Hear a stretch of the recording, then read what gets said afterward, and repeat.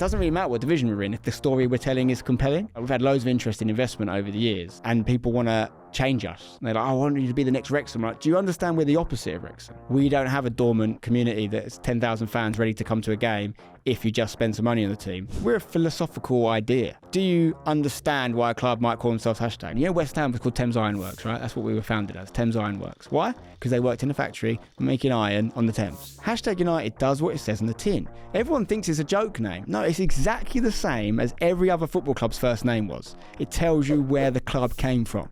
We came from the internet. We're not embarrassed by that. We started in the 10th division and we couldn't stream 3 p.m. kickoffs because of the blackout rule. Because if I stream my 10th to 5th tier game, people aren't going to go to West Ham. Who are you protecting?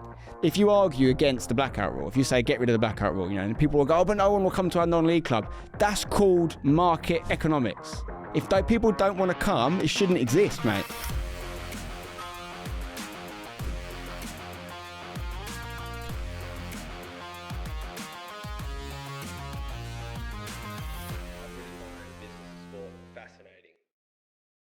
Hello, Business of Sport pals. I know you just want to get on with the show, but there is an exciting announcement to make, and that is that we have just launched our Patreon. This is the chance to get you more involved in the show, in helping us choose our guests, ask some of the questions, get involved in the quickfire round. We want to give you the chance to win some really cool stash, go to some great events. Everything that you think you can't get access to right now, you're going to have in the Patreon, on top of some bonus content from me in an extra time format, revealing what it's really like when we go behind the camera with our guests. So make sure you drop in and see what the Patreon is all about. The first week is going to be free, so don't miss out on it. Now, that is enough from me. Time to get on with the show. Spencer, dude, thank you so much for joining us. That was a very fun pre-chat. Yeah. I'm excited for this, dude. Thank you for coming. No, thanks for having me. I've been a fan. I've been listening and watching for a while, and I actually reached out to you guys. I am fascinated with the business of sport as someone who doesn't really consider himself a businessman, to be honest. But I've been in and around it for a while, got some ideas. That's why we're fascinated by this, because it's so different to all the other conversations that we have when we talk about football clubs. And, it's right at the start. You built a football club really off a social channel. So yeah. How did you manage to do that? Yeah, well, so we were just talking, right? I'm 20 years in the social media video game. I started making videos before YouTube existed. It was something called Google Video at the time. And then they ended up buying YouTube. And I was 14 at the time. It's actually more than 20 years. I'm 36 now, so 22. And obviously, I say I'm 20 years in the game, but for many years, that was me making videos and no one watching them. So it wasn't like I was getting paid to do that, but I was on the journey. And fast forward quite a few years, these weren't football videos at the time. These were, I used to want to be a radio DJ or a stand-up comedian. I did stand-up all through university. I did hospital radio, university radio, all that stuff. Eventually, I started making YouTube videos properly because I was trying to use it as a way to get into that game, as I've seen other people do. Kind of like a CV at the time, because we're talking like 2007, like, there was no career on YouTube. It was a means to an end. Maybe you get a big video, do well, and then you'll get a gig doing something else. I was trying to be a presenter. I almost ended up on T4, all kinds of things, right? Then I ended up inadvertently working in football. So I was always football mad, ran my university team, all that guy that just loved it, but it was only a hobby. But I ended up working, I did an internship at Channel 4, and then I ended up working for a football computer game. It was actually an interesting one because it was a game called I Am Player. It was a Facebook game, but a load of footballers invested in it. Theo Walcott, Lee Dixon, we're talking 2010 time, lots more that I'm forgetting now. And they invested in the game, and it was a social game. I got that job because I knew a bit about social media, but then I ended up sort of keep getting these football jobs. I quit that job because I wanted to then go and do more stand-up and more YouTube. But then Vincent Kompany, the ex-Man City captain, he was looking for a social media manager, very ahead of his time, talking 2011-12 season, the year they actually won the league, but this was before that.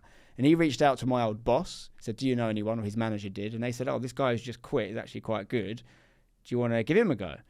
And I was just getting out of that game, but I was like, actually, Vincent Kompany, it's quite a cool job. I get to go up to Man City and be part of that. So yeah, I'll go and I'll give it another go. So I went back into the social media game.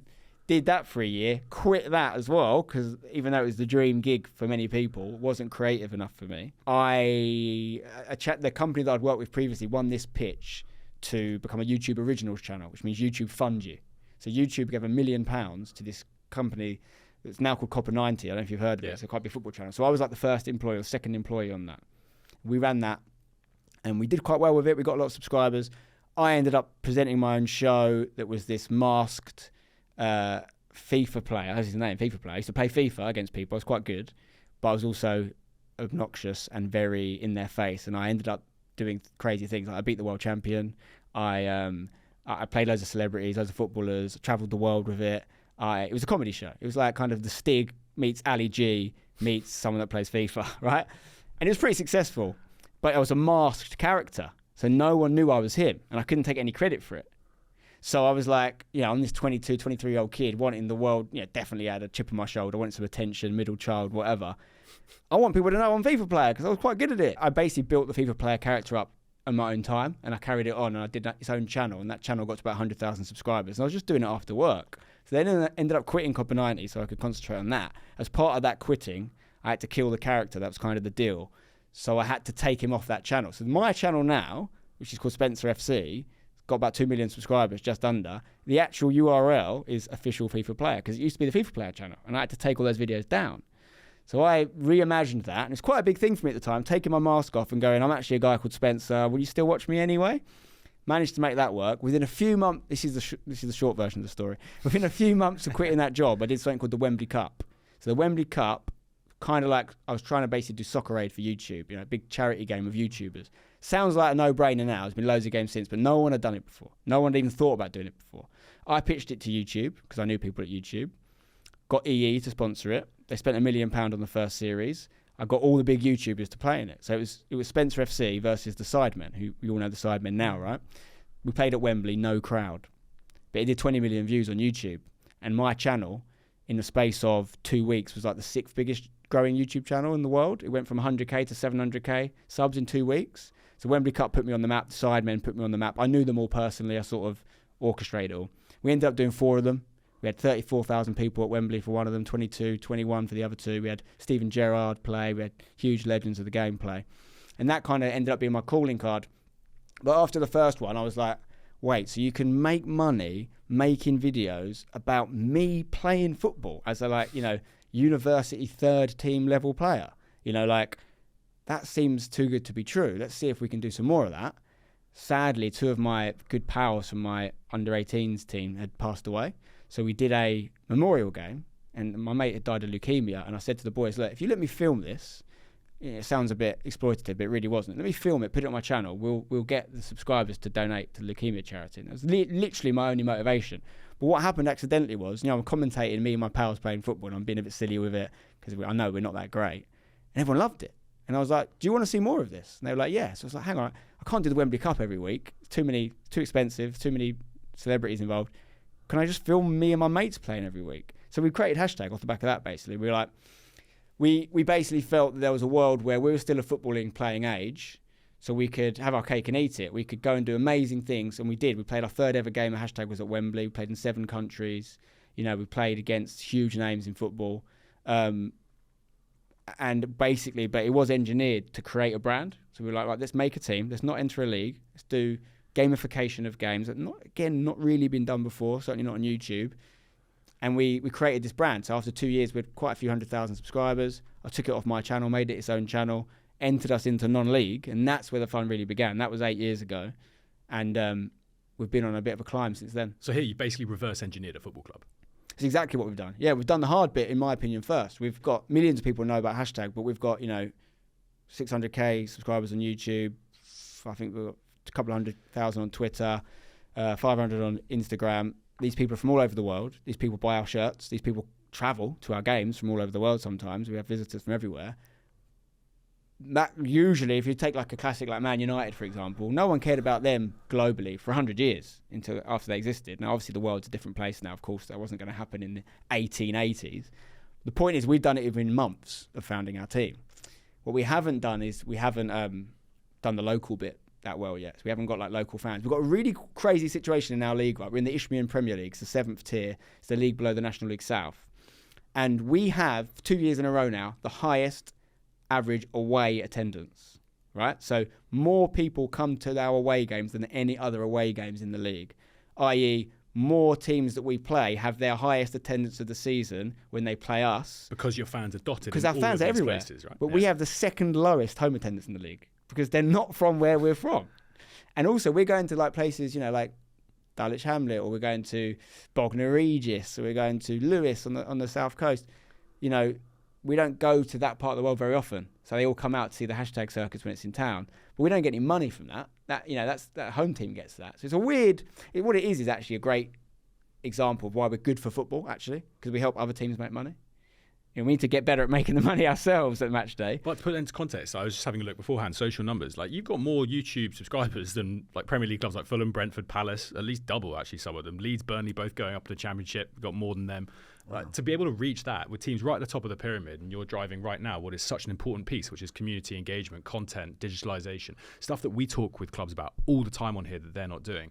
That must give you an opportunity that a lot of football clubs strive for. 100%. I mean, those numbers have been apparent for a long time, to be honest. Like, they do these YouTube numbers sometimes. They look at most views per month of any YouTube channels in football in the country, and we're always like 6th or 7th, so we're like Europa League quality when it comes to YouTube views, and that's against teams with £100 million every year from being the Premier League. You know, it's not just that, we're beating some of them on the pitch. You know, you mentioned Fulham there. We're 2 divisions above Fulham in the women's game. We're 2 divisions above Brentford. You know, do you think sports teams get content?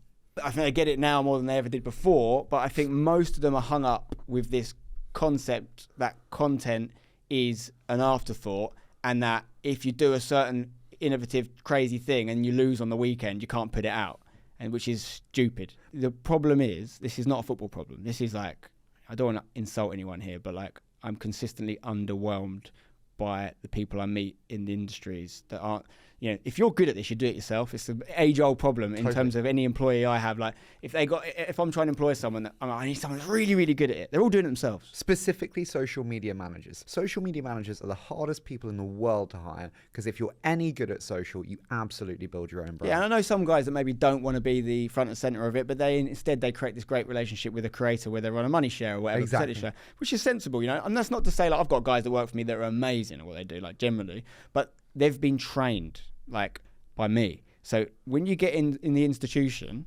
you're trained to be bad.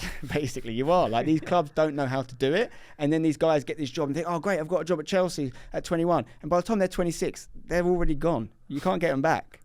So the guys that work for me, almost to a man, I have hired as with no experience. One of them I met on a train.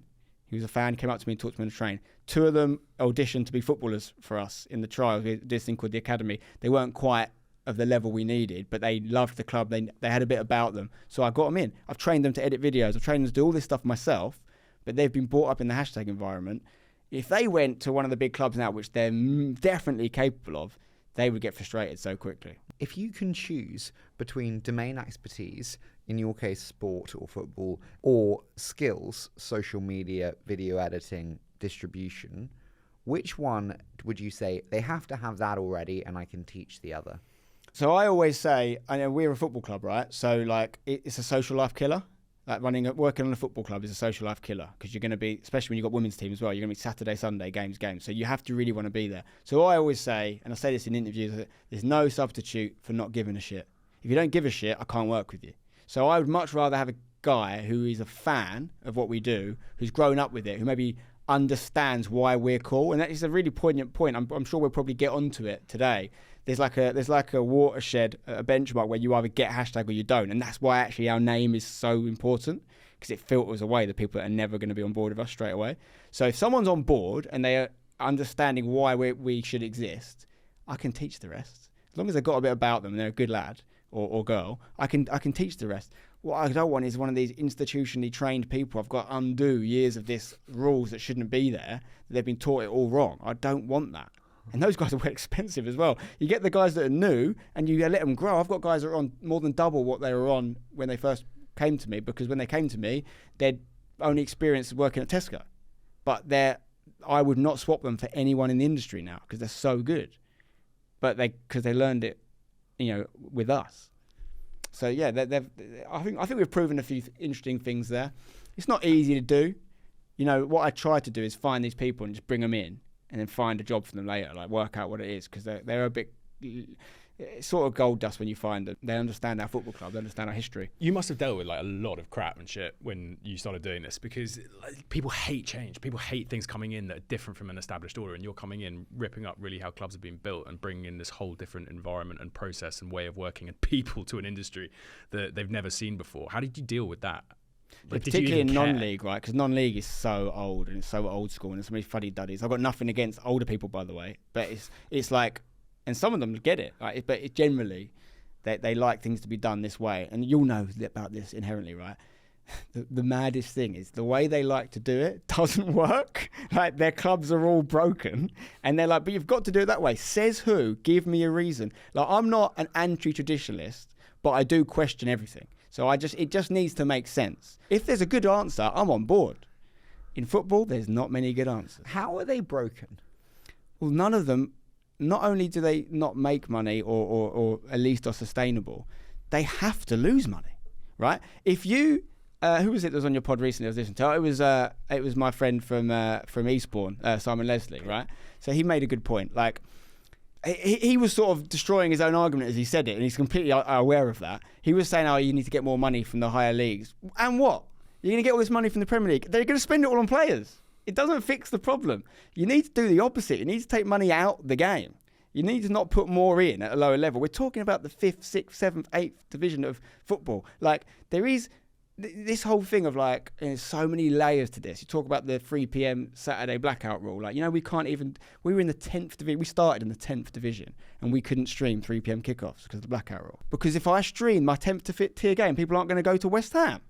Who are you protecting? The rule doesn't make any sense. There's a load of reasons why that rule exists, and people aren't really aware of them. But the issue with this whole like setup is, if you argue against the blackout rule, if you say get rid of the blackout rule, and people will go, oh, but no one will come to our non-league club. That's called market economics. If people don't want to come, it shouldn't exist, mate. You've got to give them a reason to come. That's your job. Your job isn't, I bought this club and it's been around for 100 years and it makes so much sense. No, it doesn't, mate. If you can't make it make sense, you're not good enough at your job, and that club should be at a lower level because it can't financially compete. Most of these teams are just propped up by wealthy benefactors who've made loads of money elsewhere. Like, we celebrate it. We celebrate a wealthy person coming into a club and losing money at that. That is the core problem. When we were chatting outside, the thing you said you were so proud of is the fact you're sustainable, that you actually don't lose money. Yeah, and it does not clickbait YouTube title I can do. We're really transparent with it. We do lots of sit downs. Me and my brother, who works with me on the club, we'll talk about key issues. The only year we weren't profitable, we did a video about this, is we basically we ripped off. We had a sponsor, never paid us, sold a couple of $100,000 worth of our shirts, went into liquidation. We never got the money, right? So it's the only year we lost money, and that we had to, I propped us up that year with money.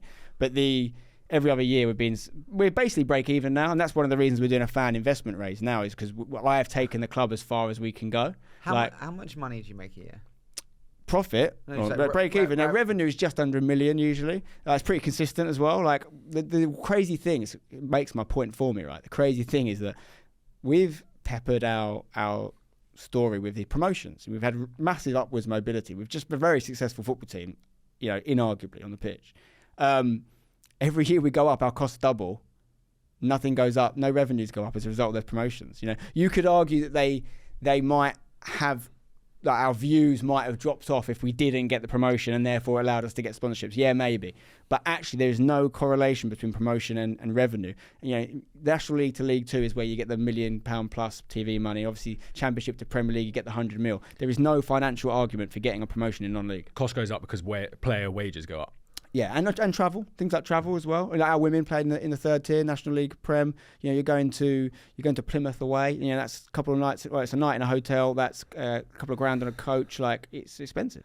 You said market economics. If people don't want it, you shouldn't provide that product, and you're financially propping up things that maybe shouldn't be propped up. Is that not women's football? Women's football is a huge issue in women's football right now. I'm very, very passionate about women's football. We have a women's team. We've had one for 5 years. We're a very successful women's team. We had a promotion. We're in tier 3. We're competing with household names, way more money than us. Ipswich, we ran Ipswich very close this year in the promotion race. We finished 2nd. They won the league. First goes up. This is a really unpopular thing to say, and I haven't actually said it publicly before, but if we won the league, we wouldn't have gone up because we didn't apply for a license. Wolves right now are getting loads of stick for that. Wolverhampton Wanderers, right? They finished in the exact same spot as us in the Northern Prem, so same level, different region. Lost to Nottingham Forest, who we actually sold a player to this year. Wolves are getting a lot of stick for not applying for a promotion, for not communicating that with their players. The players working all year to try and get promotion that they never would have achieved if it had come through. Why do you not apply for a promotion? Because it's not as simple as that. It's a license, and I'm going to get into it because there will be people now, emotionally reacting to what I just said, thinking that we're also bad for not doing that, and I'm going to help them understand it now. So, Wolves are different to us. So Wolves are, a men's team. They get 100 million plus every year from being in the Premier League. They can definitely afford to be in the Women's Championship. They are, as far as I understand, already kind of hitting the markers in terms of the rules. So getting promoted from the third to the second tier in women's football is kind of the same as going from National League to League Two. It's the professional league. So they tell you how much you got to spend. They tell you how many hours you've got to do in terms of your women's players. You can't be part-time. You can maybe be hybrid, but mainly you got to be full-time. They tell you, the people off the pitch you hire, like marketing manager, general manager, they tell you what you've got to pay them as a minimum. All these things. That's how you get the license, right? They're fixated on things like attendances because there's a lot of smoke and mirrors in the women's game. That's just the truth. There's a lot of smoke and mirrors. Almost every team I've come across are lying about their attendances as well, by the way. I'm not talking about when Nou Camp gets filled up. That's amazing. Also, they're letting them in for like €5, but it doesn't matter. It's still amazing. I'm going to get stick for all this stuff. I am the guy who's been running and supporting a women's team for 5 years. If you come for me, you're coming for a friendly fire. But they don't get it. That's the truth. Arsenal fill out Emirates, great, so good for the women's game. Of course, it's not full price, but that doesn't matter. It's really good. I'm talking about teams that are applying for licenses. I won't name some, but you could do the maths and work it out. Teams we've been competing for promotion spots who are applying for their licenses, and one of the sort of lines you've got to deliver on in the license application is attendances. They want to see high attendances because you've got TV games at Championship and above. They want it to look good on camera. It's one of the reasons people don't really want us in that league because we don't have a lot of great attendances. I've been to thousands of non-league games of football. I go to multiple games every single week. I've been to games where there are 200 to 300 people, and you go on the website later and it says there are 1,200 people there, and it happens all the time because they want to get the license, and no one wants to question it because they want that team to go up because that team's going to spend and lose loads of money. Now, am I saying the higher-ups to women's football, who I know well and I have nothing against, and I know they think they're doing the right thing, right? Am I saying they're the bad guys? Of course they're not. They're trying to help women get better conditions and better facilities, and that is 100% something we need to do.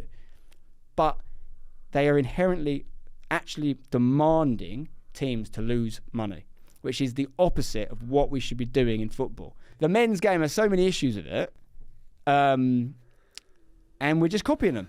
We've got a chance to reinvent, and we're just copying them.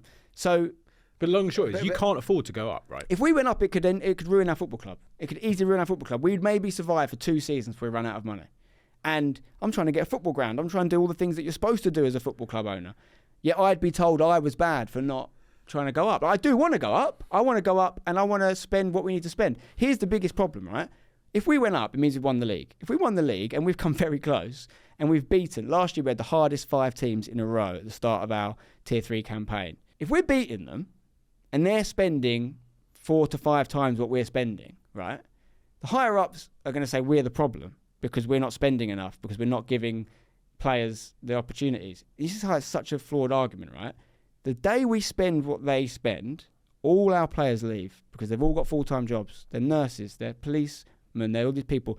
We are the perfect club for them because they can't commit because they've got another career. So we are that sort of almost like crazy gang. We can beat you even though you spend loads more than us because we've got girls who can't. We're almost angry with you that you get the full-time opportunity, so we're going to beat you anyway. That's how our managers have such success. He's created that us against them mentality, right? They want us to spend 5 times as much, get worse at football, because we'd have to go with a completely different model of player. We'd have to go after young, inexperienced players who are trying to learn on the job. You find a few diamonds in the rough, but mostly would be not up to it. And that's why we beat these other teams, right? They're telling us we have to spend 5 times as much, get worse at football, and that's good football management. In my opinion, objectively, if you beat a team and they're spending way more than you, you're doing a better job. Johan Cruyff, I've never seen a bag of money score a goal. There is a massive correlation between, we know this in all the leagues, so 90% accurate between money spent on wages and final position in the league. It just does work. If you're an outlier on that, if you're an anomaly, Brighton, Brentford, some of these guys had great success on that. And now they're self-perpetuating because they sell a player for 100 million and they've got the money to spend. What they definitely shouldn't do, and I'm sure they won't because they've got very clever people in charge, is move away from that model now and start copying Man United. So that's what we're being told. We're going up against women's teams who, when you apply for your licence, I've gone through the process. You've got all your profit and loss, your forecast, and all that stuff. And then there's a line, it says men's team contribution. That's what it says, right? And I know that every single one of these teams applying for the licence just doesn't make any sense, anything on that document. And then it says £1 million from the men's team. And they're like, well done, great management. We don't have a men's team contribution. We have a football club that spends what it makes on YouTube. We are objectively doing, if we beat them on the pitch, we are doing it better. There is no argument you can say that we're not doing it better. We might not be providing the same opportunities for those girls. I would love to. I want to be professional. I want to kick on. I want to give those facilities. But when our club is ready. So they're telling me we have to do it before we're ready if we want to go up. That's not right. I think what they need to do, my opinion, is they've got to expand the leagues, which they're looking at doing, right? Why have we got 12 teams in these leagues still? It's no argument for it. At the lower levels, the argument is that once you get to, say, Tier 3, and you've got to travel, like I said, you've got to spend thousands of pounds on an away game. There's not a lot of teams that can afford that. There is enough. Fulham would like to be at our level. I know they would. So you might as well. I'm not for this whatsoever. Everything I am about is about meritocracy. Earn it on the pitch. That's my belief. But they're obviously not going down that route. So just do what you want to do in one fell swoop. Just expand the league to 24 teams. Promote all the ones you want to promote. Don't let them earn it on the pitch. They did this for I'm a West Ham fan. But years ago, this isn't really talked about, but West Ham finished mid-table and they got 3 promotions that summer. Not 1, not 2. They got lifted 3 divisions higher because they had a good business case. Now, if that's the way you're going to do it, let's not waste millions of pounds of people's money over the next few years fighting for promotions they can't get. Just promote the ones you want to promote. Let us level out wherever that is, and then we can actually earn stuff on the pitch. That's what it should be. There's no argument for 12 teams. It should be 16, 18, 20, whatever. Yeah, but then they'll still be subsidised by the men's teams and be unprofitable segments of a male team. Yeah, but what it would then do is, if you had 24 teams in the top league, for example, you can get all the really ambitious ones in the championship that are spending the money they want in. We'd probably end up as a de facto Tier 2 team, at the moment at least, until more come up. I understand the need for rules, just like there are when you go from National League to League 2, and we don't do that. So I do get the concept of, if we're not professional, we shouldn't be in a professional league. I do understand that fundamentally, because that's maybe what the critics would say to me. What I'm saying is, you don't need to be professional to be a good Tier 2 team at the moment. You do, because they've made that rule. Do you know what I mean? If they never made that rule, we could probably get a team to compete at that level. There's a reason Hashtag United, a team made out of my bedroom, is beating Ipswich. There's a reason, and it's because there's way more opportunity to affect the status quo in the women's game than there is the men, which I think is an amazing thing about it. It's one of the reasons I got into it. I knew we could be way better in the women's game than we could in the men's game. But we're going to lose that. We're 100% going to lose that. If you know a little bit about the history of women's football, teams like Doncaster Bells, obviously Reading folded, which is crazy.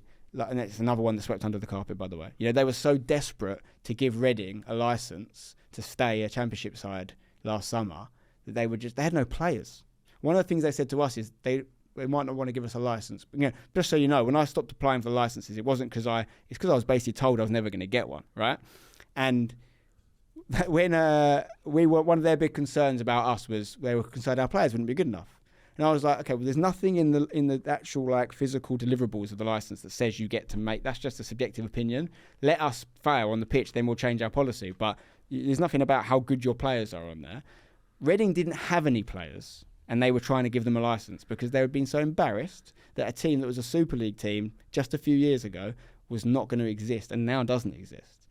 Yet they're telling everyone women's football is growing. I still believe it's growing. I still believe in the potential of it, of course.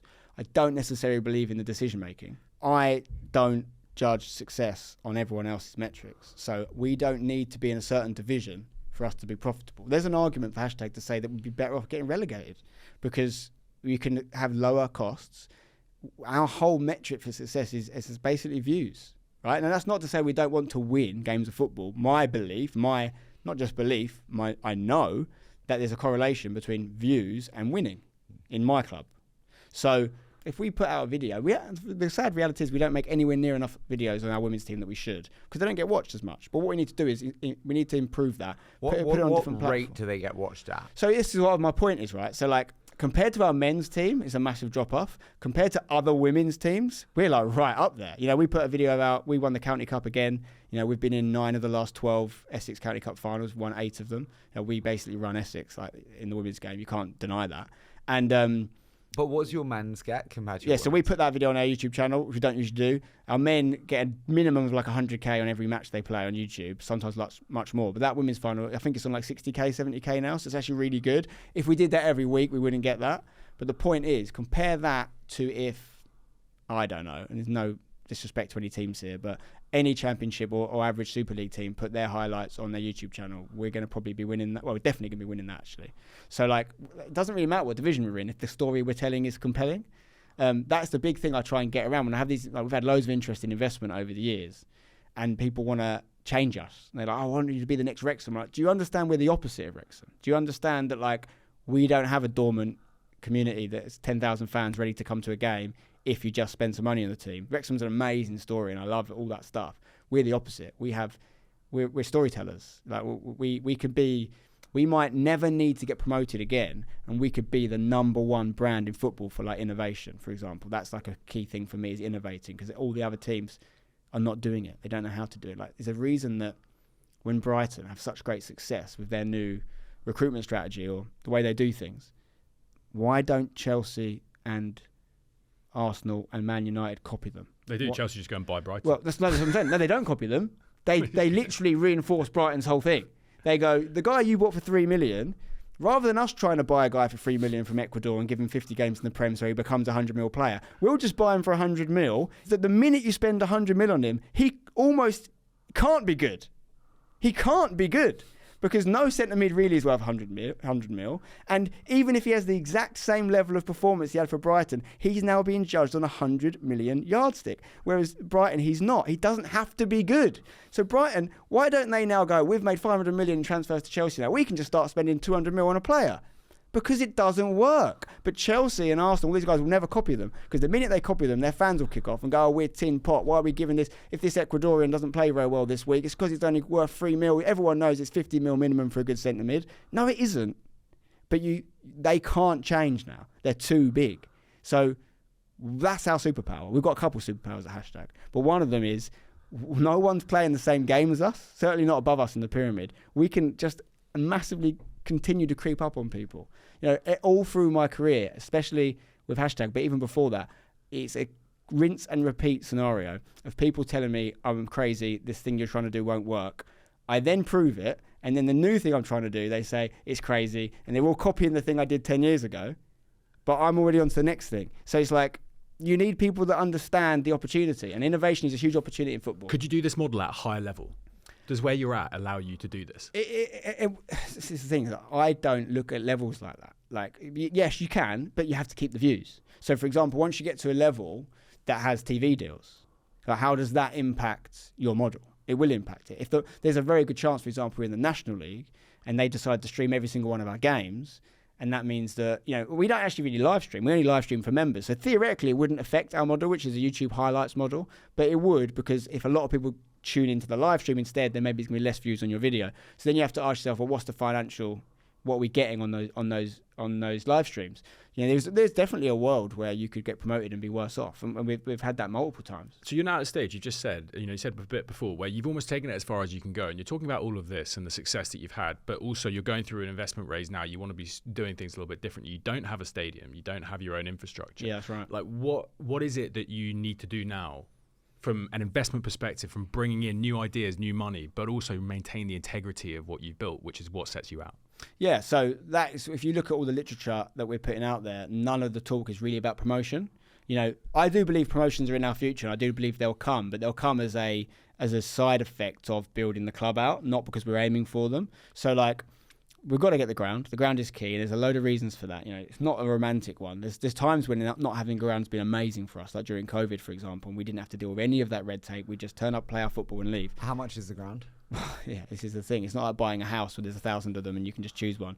You can build one, you can buy one, you can merge with the club. We've looked at all these options. How much have you set aside for it? Well, we haven't got enough. So like we've had multiple teams appeal to us to merge with them. Okay, we had a League 2 team do it. That team actually was a League 1 team until recently. You say merge, would that be merging to your brand? Well, this is the thing, right? So anyone that knows the ins and outs of the merger rules in football, it wouldn't actually be a merger, it'd be a business merger. Because in football, if you merge, you have to take the lower position. So if you're a League 1 club and I'm a Isthmian Prem club and we merge in football terms and you're called, Yellow Wanderers and I'm called Red Athletic and we decide to call ourselves the Yellow and Reds, because that's what you have to do as well with the naming. You have to sort of co-brand it. You'd have to come down to my league.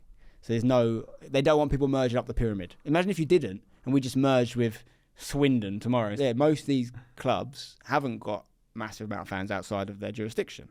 So the merger thing, we've got a weird situation at Hashtag where like we haven't yet, and we've always been open to it, and I think it is in our future, put a place name in our name. We haven't pinned down it to a certain area. We've been more than willing to do that. There's just never been a compelling business case to do it yet. And we haven't actually had anyone like almost want us, if you like. I've spoke to various councils. I'm not saying they don't want us, and I don't want to tar every council with the same brush. Most councils I've spoken to are just concerned about making money, and I don't mean for the community. I don't mean giving the community the best thing they can do. They just want to... They're businesses, and some of them run terribly, by the way. One of the councils that we actually play under right now is the most bankrupt council in the country. Okay, they lost loads of money on a solar wind farm fraud, basically. That was a huge documentary around it, which is Thurrock Council. They can't even put buses on right now. Like, they've got no money. Okay, I'm going to throw a scenario out there to you, because you need this money. You want the right type of investor. You can't have an institutional person who just wants to come in and do the bricks and mortar type thing and run it a traditional way, because that completely corrupts the core of what you built, right? But you're also in a space now which is huge, like socially driven sport. We see it so much. It's a hot topic of conversation. There's massive money flying around in it. Can you not just keep the mission that you're going? Could you not put together a sidemen kind of investment piece alongside you guys? You get the 5 to 6 to 7 million investment in. You guys have exactly the same approach and mentalities to developing this. You get the financing to go and create some infrastructure. A local town or whatever would I'd imagine they'd go for that, because look at what Wrexham has done for the area. It's massively boosted tourism and everything around the area. A council would surely want that, but you get to go to the people that are now really like at the front end of a section of sport, which is, I don't even like socially content driven sport or whatever it is, but they maintain your integrity of vision. They know what you do. You get the right financing. You build it from there. It's a big part of my plan. So we are speaking to, obviously I've got a lot of friends in, thanks for spoiling it. No, I'd love to put together a Salford City type thing with like creators. Do you know what I mean? Like, when Salford City hit the grand class of 92, all these guys, like, and the modern version of that is on our radar. We have had a couple of people, so we've done 2 people who have allowed to invest so far. And Cesar Azpilicueta acquired 4% of the club in 2018, really out of an interest in esports, which is increasingly less of something we're interested in, for other similar to women's football, actually, in terms of there's been this huge bubble in esports. There's a bit of a fugazi, to be honest, certainly in the football scene. But Cesar got involved, and he's been amazing. And then a friend of mine is actually a professional poker player, acquired 10% of us in 2022. And like I say, all that money has been kept in the club, earmarked for this ground opportunity.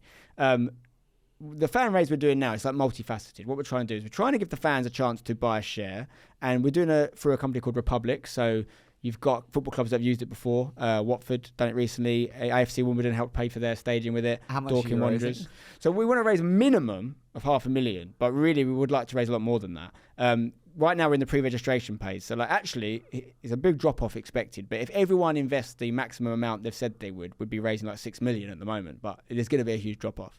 So we want to give the fans a chance to buy shares. I did something very similar about 12 years ago when a Spanish club called Real Oviedo offered people to buy shares. And it was one of the first times a club had done that. It went viral, this idea of they had a great story. They were about to go bankrupt, but they produced Juan Mata, Santi Cazorla, and Michu. Almost like the West Ham of Spain a little bit. So I've always wanted to do that for Hashtag. I just never had the ask. The plan was to get the ground ready to go. We need £2 million to turn this ground around. How have you priced it? So last time we did the investment, the first investment we had was from Cesar, and it was in 2018. It was a valuation of 2.5 million. and he bought 4% of the club. And then the second investment we did from Patrick Leonard was a 5.5 million valuation, and he took 10%. So actually, I'm going to leave it where it is valuation-wise. We have actually had 2 promotions since then, and we've also signed some much longer-term sponsorship deals since then. So the club's in better shape, but it's a really weird one. Like, I mean, this is what you guys do, right? It's really not what I do, but there's an argument where you could argue hashtag's worth way more than that, and there's an argument where you could argue it's worth way less, to be honest, because our positions in leagues, it's really debatable what an Ishby and Prem spot is like, because if you're comparing us to another team, you could acquire a team in that league probably for nothing, like in terms of you might take on some debt, whatever, but what is your potential of that team? You know, really, we valued ourselves using a blended multiplier. We are really, at our core, an advertising company, really, if you think about how we make our money. Yep. You know, we're a football club. Yes, we're a social media company. We're almost like an agency in some ways. So it's quite hard to value it in football terms. That being said, we've got like a sort of verified valuation in the sense of what happened in 2022. My main thing here is, on one hand, I want to give the fans a chance to come along for the ride, as we're saying, tag along for the ride, the tags. And feel like they own a club. I love the idea of being able to put in your Twitter bio, I'm a co-owner of Hashtag United. I did that when I got in at Real Oviedo. I want to offer that to our fans. We don't exist without our fans. They've been watching us for 9 years, every single video. Like, they are the reason we exist. So they should be able to own a piece of it, in my opinion. Fan-owned football is something I'm interested in if it works. But I really want to uncover more of these high net worth individuals within our community, of which, at the moment, it appears there's quite a few that I'm working my way through right now to see if they can really change the game long term for us. I've got no interest in selling a dream to someone and saying, you know, if you invest in this, we're going to be worth this much one day. There is a case, and I can talk you through it, my long-term vision for Hashtag and how I think there's a huge opportunity to multiply what you invest. But it's not the traditional football thing, because that doesn't exist. In the short term, I want people to come in because it's experientially cool. That's why I got into it. I could have made way different decisions in the last 9 years that would have made me more money as a creator individually, but I wanted to run a football club. They're the sort of people I want involved, but I also want people that get it and understand how we can turn this into something bigger. You mentioned being an advertising club. When you look at media partners, sponsors, what do they want today? Are they just there for the brand? Are they just there for exposure? Are they there for performance marketing, clicks, attribution? We've always shied away from any sort of like affiliation links type of thing. Like, that's not really, and we can deliver it, but like, we're not really in that game. We're trying to do something cool, and we are inherently different and innovative, and we want those sort of brands. We signed a 3-year deal recently with Monster Energy, and Monster, they are great. I have to say, they're great. They're new in the football space, but they, you know, kind of like their main counterparts in Red Bull, they just want to do cool stuff. They want to be seen to do cool stuff. They think we're cool. We think they're amazing because they've been helping us do cool stuff. And that's the dream in many ways. You know, we've had big household name partnerships. We're very lucky. Think about what we are. You know, we've had deals with Coca-Cola, Lucozade, Monster Energy, Adidas, Umbro, Hummel. And these are kind of 100k deals? Oh, north of that. Well, north of that. And usually we are trying to do like 5-year deals, really, where possible. Sometimes 2-3 years. But what are these deals? Are they kit deals? Are they like what? Like where are these brands? Where's that brand? So obviously we've got all the normal like advertising spaces that normal football clubs have. We have our kit deals, we have our kit providers, but equally we have very unique deals as well. Like, you know, we go to TST every year, which is $1 million tournament. We're involved with them, but we basically helped launch that. They launched with us as the concept to help get us on the ground. We've got a 5-year deal with them. If we win the $1 million, we get to keep that as well, which is basically a win-win.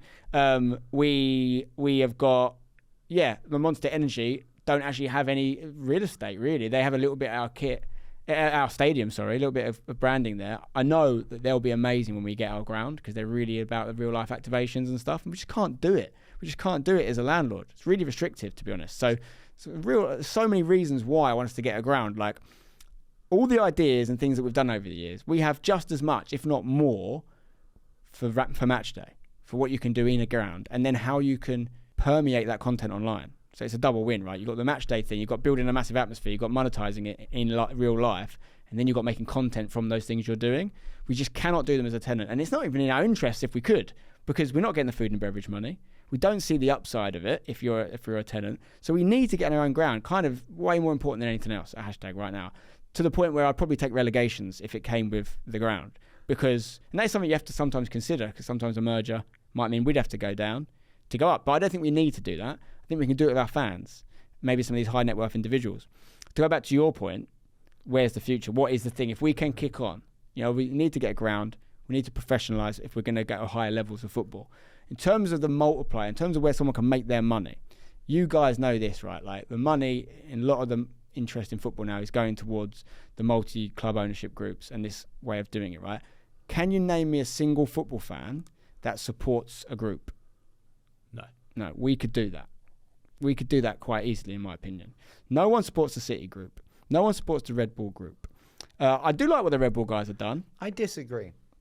You think people support them? No, I think that you're seeing the concentration of love and affection, not the expansion. You're talking about the expansion of affection from a team to a group. I think you're seeing the concentration from a team to a player. And I think now you have people who would subscribe to... Yeah, no, that's true. That is definitely happening. So I think more than ever, you're moving away from diversification. I think you are in the traditional sense, and I've got a great anecdote on that. Like my little nephew, we did this podcast. We sat down with them because they're like, not for YouTube, obviously, for family. I thought it'd be funny to talk to them when they're like 7 and 5 and then watch you back in 10 years. Massive football fan, loves his football. I go to him, what are you going to be doing at 10 years' time? Like, I'm a professional footballer. Who do you want to play for? Hopefully Al Nassr. How mad is that? It's because he loves Ronaldo. Anyway, That's to your point. Yes, people support players, 100%. To go back to my point, they're not going to support those groups. Never. I like what the Red Bull guys have done because there's a shared identity. I like there's a deliberateness about it. They selling energy drinks, so all their teams play high-pressing football. They hired Jurgen Klopp. They need to be energetic in their football because that's what they're doing. I like the attempt. Is that not the bastardization of football? I mean, let's just be honest. A fucking caffeine-jacked energy drink, jacking up the way they play football to fit the brand of a consumer product. I mean, if they were doing it and it was anti-football, yes, but I love high-pressing football. That's my whole... If I'm a manager, I'm playing high-pressing football. Like, I think that's the best version of football, personally. Everyone has their own... some people like tiki-taka or whatever. My point is that it is entertaining. It's not like they're going, we're selling bricks, so we're going to be really steady at the back. That would be boring. Whatever your opinion on Red Bull, their teams are fun to watch. And the reason they're fun to watch is the deliberateness about their approach. Now, but no one supports them. No one supports the City group. No one supports those guys. When you look at hashtag, right, we're a philosophical idea, is what we are, right? Are you a child of the internet? Do you understand why a club might call themselves hashtag, right? All these old guys that think it's a stupid name, like they don't understand. West Ham was called Thames Ironworks, right? That's what we were founded as, Thames Ironworks. Why? Because they worked in a factory making iron on the Thames, yeah? It did what it said on the tin. It became West Ham later. Man United were called Newton Heath. All these identities change over time. Hashtag United does what it says on the tin. Everyone thinks it's a joke name. No, it's exactly the same as every other football club's first name was. It tells you where the club came from. We came from the internet. We're not embarrassed by that. So if we were called Brentwood Athletic, because I live in a town called Brentwood in Essex, no one would give a fuck out of us outside of CM15, right? They wouldn't. I got people that like my team in every corner of the globe. So the name does what it should do. I've always been open to changing it if there's a business case. I do think we'll put a place in it. But one of the reasons we'll put a place in it is because there'll be others. It's because there'll be other hashtags. And hashtag will become the umbrella term. And hashtag United will end up being a very clever word because there will be a unification of hashtags in different speaking territories doing different things. Now, when we talk about branching out, and I'm friendly with some of these guys that own these multi-club ownership groups, there's a lot of movement now towards like tourism destinations. You've got like Venice FC and like Lake Como, and I can completely see the logic in doing that.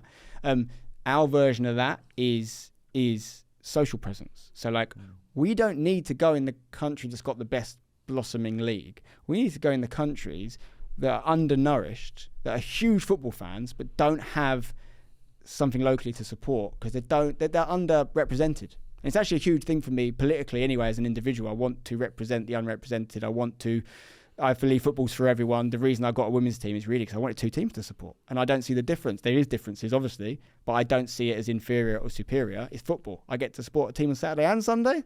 Fantastic. Sign me up.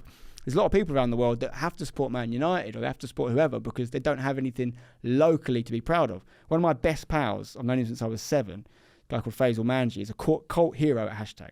Not the best player, but he played for us in the original years, but he's of Asian descent. And I don't think there'll be people listening to me that think I sound like a madman. If someone's listening to this that knows about hashtag, they will know exactly what I mean. He was probably the most prominent British Asian footballer in the country for a couple of years because of hashtag. Not a great footballer, solid footballer, but there's not a lot of representation for that group in football. If I said to you, who's the best British Asian footballer, most people say Michael Chopra. The point of that is he is a cult hero now. He hasn't played for us for 8 years, right? But if you... We've got a game on Sunday. We're playing a Premier League All-Stars team with like Yaya Toure and all these guys and Ray Winston managing it. Yeah. I'm playing in it. It's like our old boys coming out. But that's crazy about that is, right, that is an OG 11 that we're putting together of boys like me who started the team. And Greg Halford's also playing in it, who's a Premier League player, because he played for us for 2 years. So he's an OG. This guy was in the Premier League, who had millions of pounds spent on him. He's going to be playing alongside me and the boys that didn't get in the school team, because we all played for the same football club. In the space of 9 years, we've gone from me and Faisal Manji to Greg Halford, and others. We've got Lathan Smith with us now. He won League 2. We've got internationals. Anyway, I digress. The point is that we have an ability to represent people. We have an ability to tell stories that other people aren't even trying to tell. So I envision our multi-club network down the line as being a handful of destinations across the world that maybe don't have the best coverage right now, but are huge in social media. A great example is a guy called Elkan Baggett, Indonesian international. I believe he's on Ipswich's books still, but he's been loaned out last few years. He was at Bristol Rovers for a bit. Every post that he is in on Instagram is like 100k minimum likes, right? Because he's like David Beckham in Indonesia. There's a reason that, we saw South Koreans come over to the Prem. We can expand in those markets. We know how to make it work. But then underlying that, we will have a shared philosophy and vision for how football clubs should run. They'll all do it the hashtag way. And then you get into the economies of scale of the business and you start thinking about some of the big brands we do deals with. We could start activating on a global level then rather than a regional level. And we might, for example... we've spent 8 years under Adidas, for example. We might then be looking at Adidas and saying we want to do a whole piece, or we might go, actually, hashtag's going to be the brand now, and we're going to become a merchandise company as well. So there's so many things we can still do. When you look at, like we mentioned, that traditional clubs and the evolution to groups, not just teams, it just made me think of like actually the evolution of other big parts of football and the game we love. And going back to content, how do you think about the future of media rights and what it looks like in 5 to 10 years? Well, at the top level, it obviously is quite apparent that the Premier League are going to do it all in-house and whatnot, and that does make a lot of sense when they have the ability to monetize that themselves. At the lower level, it's so strange, right? Because England is such a weird country for football. Like, it really is. Like, we're such an outlier. Like, it doesn't matter how much a Danish person or German person thinks they know about football. When I say to them, we play in the 7th tier, they instantly switch off. They think that I could play in the 7th tier. 7th tier. Because most countries, I probably would be a 4th or 5th tier player in most countries. I'm nowhere near the 7th tier in England. Because the level is so deep, the quality is so deep, the money is so deep. There are players at our level getting paid well over £1,000 a week, if not 2, right? Not at our football club. That is professional footballer money in the 7th tier. Like, it doesn't make any sense, to be honest. It's amazing. Don't get me wrong, I love non-league. This is a massive misnomer with me. I grew up in non-league. My dad was a physio. That's why I took us into non-league. So the Baller League obviously is going mad right now. Like, I'm not massively blowing my own trumpet here, but we basically invented that, right? So 7 years ago, we did something called the Next Level League. It's way before Kings League, way before Baller League. I created it. It was an influencer league. We had like Arsenal Fan TV, hashtag, all these sort of YouTube teams, right? We did it on a tiny budget. We had one sponsor. We had Sports Direct sponsoring it. There was nothing like it. There's never been anything like that before. We started it. I'm not saying they copied us. They might not be aware of it. But we definitely were the first to do that kind of thing. We had a decision to make at that point to go to throw everything at that, or to join the pyramid and to be the weird thing in the traditional setup rather than just doing something weird or unusual. And I decided that setup because I love non-league, and also I had real issues running a club that played in the league that I ran. I felt it was a big conflict, and even when it wasn't, because I always tried to do things properly, if we won, we'd be challenged like, oh, of course we won because it was my league. So I had no real interest in running a league that I ran a team in, and I prefer running a team to running a league. So I went down non-league. There's another universe somewhere where I did that, and we raised a couple $100 million for that, like what the Kings League have done and like what Baller League have done, raised 30 odd million recently. Do you think they will work? Long term, I don't know, to be honest with you. I know their model, and I know the guys that run them. And I think super exciting. I think they're doing really good things. I think they really know what they're doing in many ways. I know that this space is very convoluted right now. Like, look at Germany, for example. They've got the Icon League, they've got the Baller League. Kings League were going to go there. Kings League were going to come to the UK. I think Baller League have beat them to it now. They've signed up all the huge talent. Kings League are in Germany now, though. Yeah, so he's got 3 exactly. Yeah. He's got 3. I remember talking to them about Germany. Baller Like, League beaten Kings League just on execution. That's hard. in England, probably. Yeah. I don't see how Kings League can do it now. Where is Kings League? Well, Kings League is starting in Spain, but they've got the Americas League, they've got their World Cup thing, they've got Germany now, so they've raised a lot of money, and they're very good at what they do. I would say the Kings League guys, and Baller League are very much emulating them, but they're ahead of them in this country. My fear is, first of all, I know that because that space is so competitive right now, there's so many people trying to do it, they're all going to take chunks out of each other, and I wonder if they will just end up on the battlefield wounded because there isn't enough attention. You can't watch them all, right? So they're so busy trying to beat each other. I think they maybe destroy the space with saturation, personally. Did you have any, like, were there any, like, requests and appetite to get you and, like, some of the hashtag brand involved in that? Because they've taken people in and around. We've got 3 of our players. Creator economy. Well, 3 of our players playing the Baller League.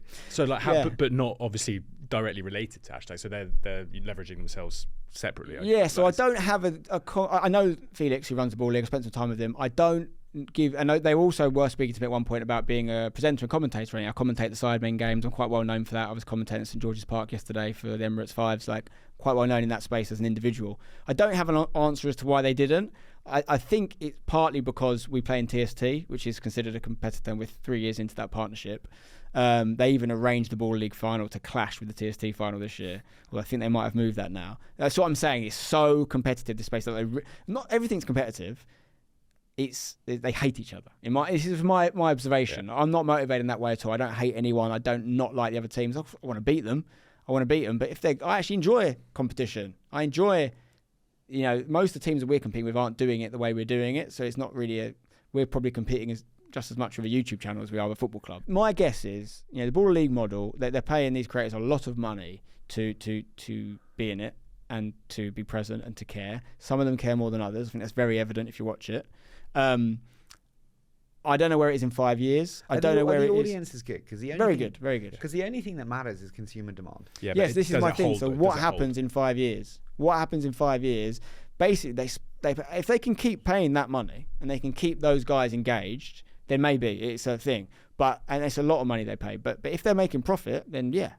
But in 5 years, if they can't keep paying that and those players move, those presidents and the influencers that are involved move on, what happens? What they need to do is they need to. There's a couple guys, I know everyone in Baller League very, very well. There's a couple guys particularly who really care about their team, and I can see them like building brands off the team, like Angry Gins, United, Sharky. They really care about this stuff. I'm not saying the others don't. I'm just saying, like, it's evident that some are really trying to make something from it, and I could see them even entering their teams in non-league or like trying to create a brand, a 24/7 brand out of those teams. That's what they need. I do think they missed a trick. Obviously, I'm biased, but in England, different to Germany maybe, there wasn't as much of a space pre that. I know you've got the delay guys in Berlin, but they have an existing ecosystem. They have hashtag. They have the SE Dons you may be familiar with. They have these teams that have actual inherent rivalry. Like, we get on me and the Dons guys, but ostensibly there's a real rivalry. They're actually going to play for the first time this summer. If you'd put, I don't know if you saw the draft day of Baller League, but it was a little bit of a, production-wise, it didn't go great. And it was a bit long, and they know that. They've admitted it themselves. That whole vibe would have been so different if you had hashtag and Dons in there, because we'd be coming for each other. And these guys like Beatty's squad. Now, you need the big dogs.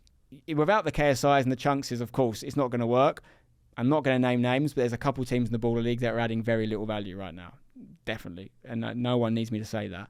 If you remove them and you put in these guys that are actually genuinely football clubs that are in the space completely relevant to being Baller League and competed, I think you have a real winner, because then you have teams that continue to get people invested in the story. Can we actually just use that as a segue to talk about some of the athletes piece? Because we've talked about how athletes as brands have just become such a huge thing. And you said something earlier, and before we came on air, about a story when you were working with Vincent Kompany and about a different way of thinking and how he was. Yeah. Do you think we, as like an industry, do you think football clubs as an industry utilize the unique personalities and characteristics of some of their talent to create more value for their assets? So I think like there's football is like everything. To be a footballer, you have to really, win the lottery. Really, like, you've got to be amazing. You've got to have great genetics. You've got to be amazingly hardworking to get through. So the majority of them fit a certain mold. They've sacrificed other things to be a footballer.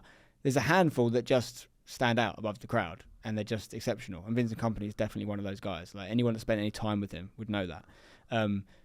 There's a great story that I was told when I was there, which was when he was 18 and he was playing at Anderlecht, Man United tried to sign him. And he was playing in Anderlecht in the Belgian league. What a great move that would be for a young 18-year-old lad. And he said, I'll come, but I need to finish my degree, because he was studying at the time. And Fergie said, if you come to United, you're a footballer. You're not a university student. You know, this is what you do at United. And Vincent said, okay, no worries. And just didn't go. Ended up going to Hamburg and then ended up at Man City. To have the volition to do that at that age and to know that it was going to be a good decision long term, you know, who knows what would happen if you're going to Man United at 18. He had a great career.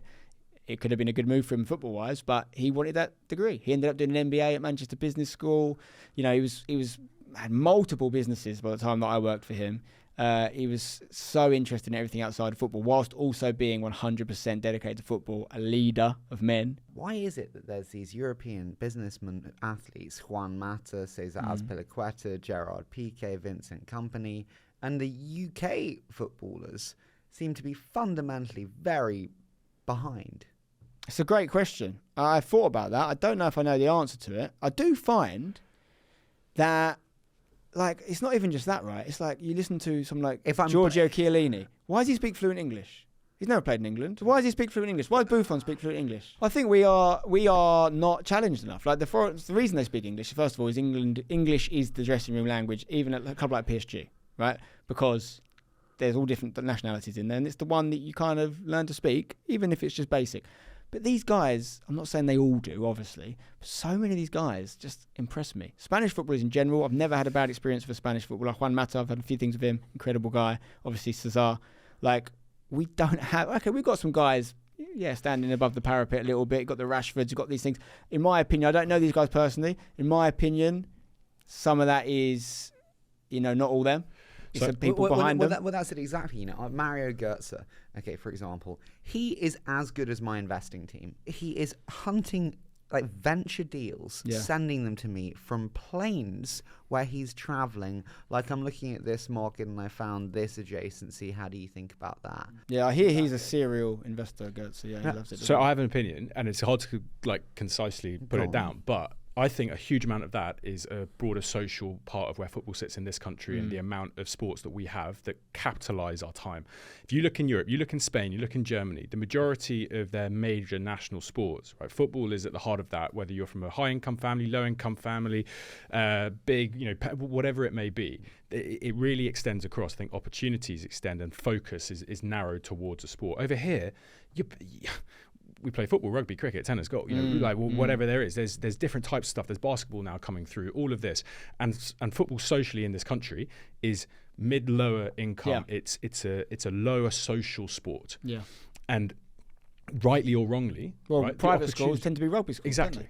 And so you could have people like, and I don't know, and I'm really speculating, but your Juan Matas, Cesar Azpilicuetas, I don't know their family backgrounds or whatever it may be, but there's a high chance that if they were hyper intelligent when they were young, or were really interested in this side, if they were in England, they probably would have been either off their own back financially or scholarship wise. They could have easily gone into a private school or an institution which pushed out this type of sport. They may have ended up playing a bit of football, but hey, they would have also played cricket. They would have also played rugby. Do any of those people make it to football? No, because you need to be so dedicated. Yeah, and also you've got things like I'm not saying it's a perfect system by any means, but in America, for example, you spend some time at university before you go into professional sports. Now, most of them are just playing the sport, I know. But the point is, some of the ones that don't quite make it, they end up with a degree as a side effect. So we definitely don't have it all right. I've got a theory on one of the things you just said there as well. So I didn't used to, but I massively get affected by the weather now, like in a good way. Like when the sun comes out like this, I love it. I didn't used to care at all, but I love it.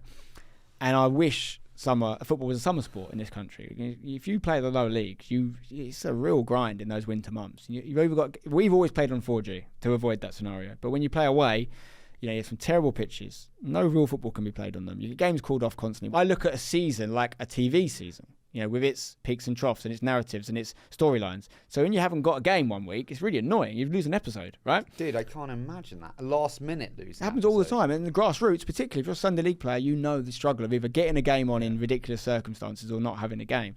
So we need more, obviously, artificial pitches. But also, if it was a summer sport, we would fix that problem pretty quickly. You know why it's not summer sport? Cricket is the reason. Cricket.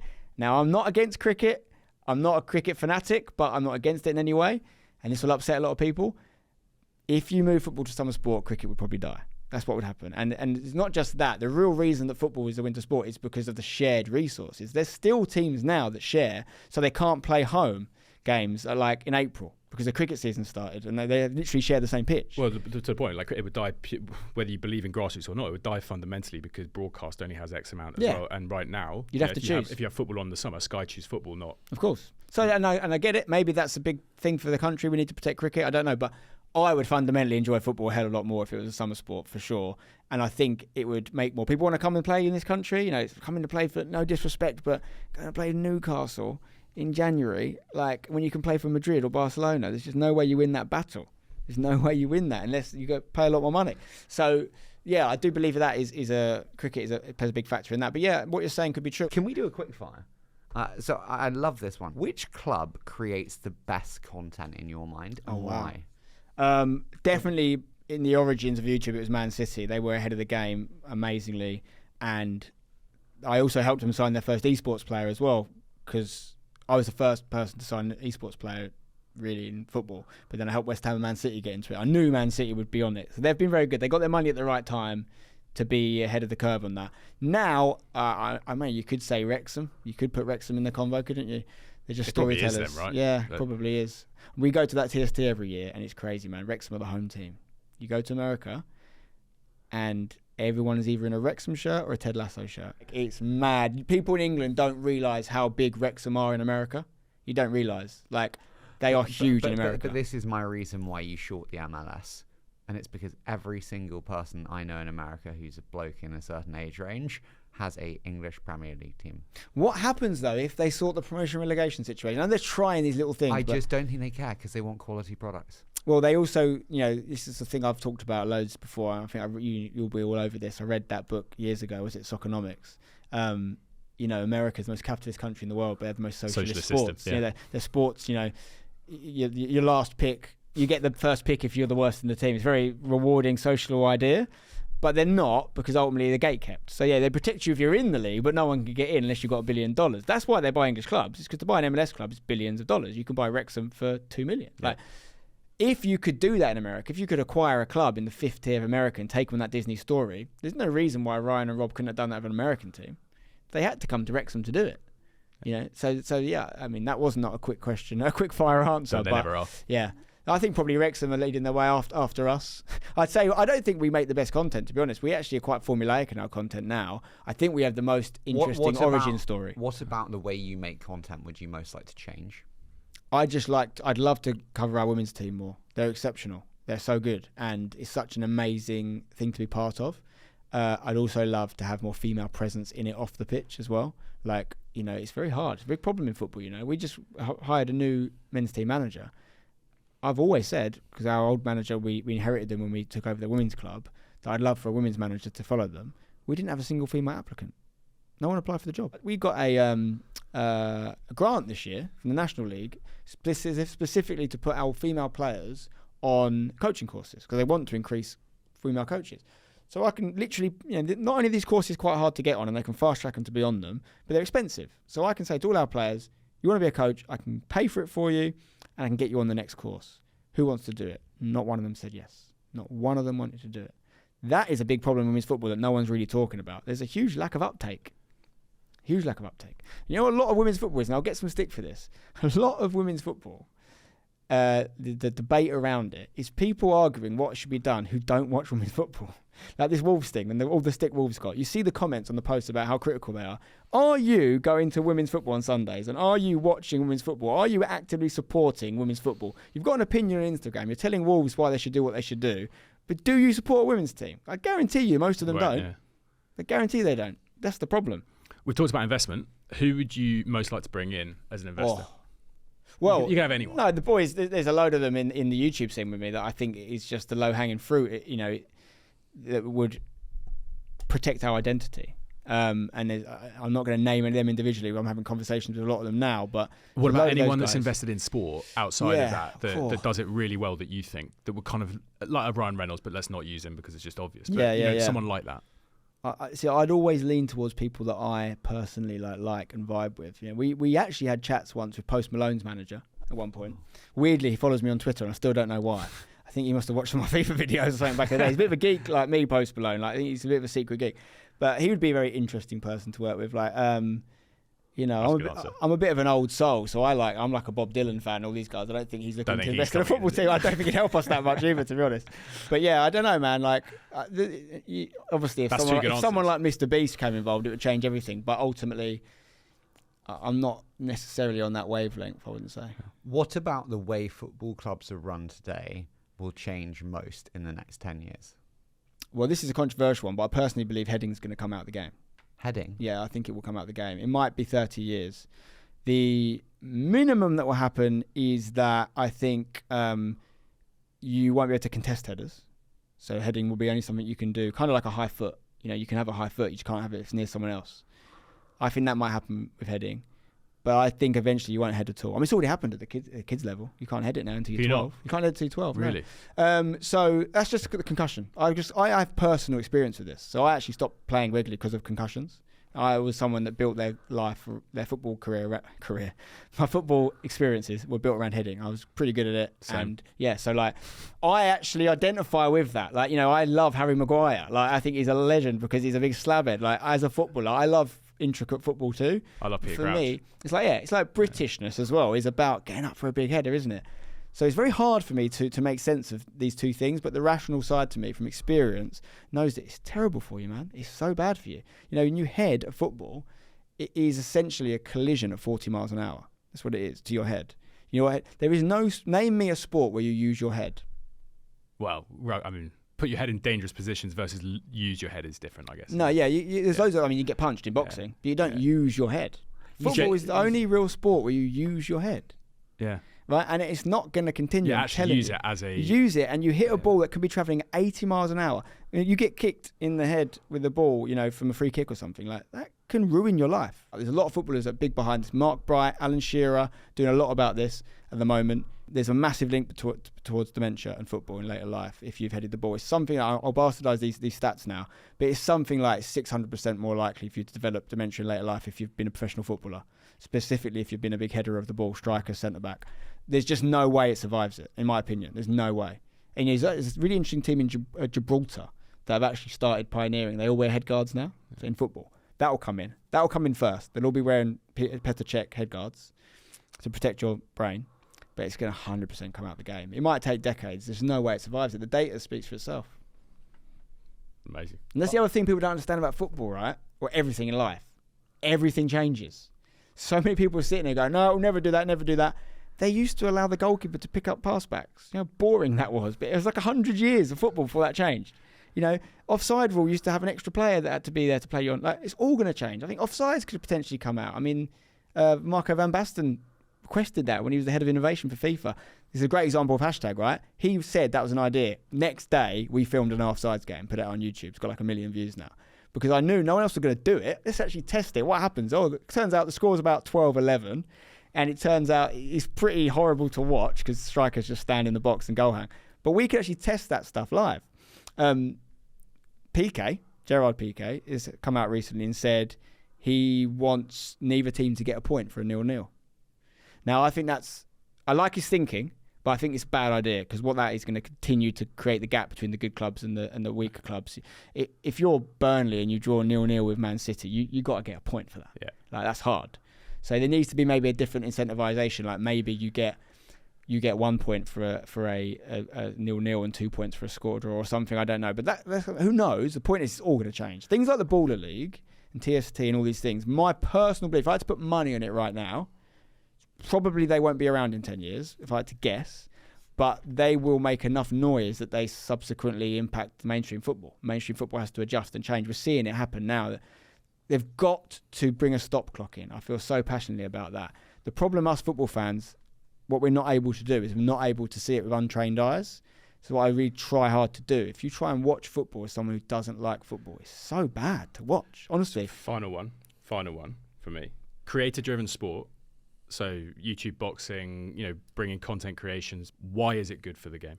Why is it good for this industry? Well, Sidemen charity match, you mentioned, yeah, you commentate on it. Huge. Adidas's most popular piece of content so far this year has been one of the videos that came out of that. You know, why is this so good? Yeah, I mean, I think I could turn it on its head and say, why is it not good? Like, you know, anyone that thinks it's not good, there's not really... Joey Barton was having a go at them, wasn't he? Because they got to play at Wembley. It's like, oh, I think it's because you didn't get to play at Wembley, Joe. I've played there 5 times, by the way. No, the point is, like, of course it's good. Like, do you know how many people watching that game that aren't active football fans, for example? Do you know how many people who... Like I just said about the rule sets and how it can be, like, time wasting is a huge issue and football has to come out. People ask me when I commentate the game, like, how was it? Because I commentate games every week, right? I'm like, do you know how easy it is to commentate a game that has 19 goals? Like, it's the dream. I just choose when to stop talking because there's so much going on. It's the nil-nils that are the problem. That's the problem with football. Not necessarily nil-nils, because you can get great nil-nils. The problem is, like, we have got so entrenched in how things have to be done, and it's such a big thing, football. It's so hard. There's a reason we had VAR and goal line technology and all these things last, right? Why did rugby and cricket and tennis have them all 10 years before us? It's not because we couldn't do it, because we were scared. They were scared to change something.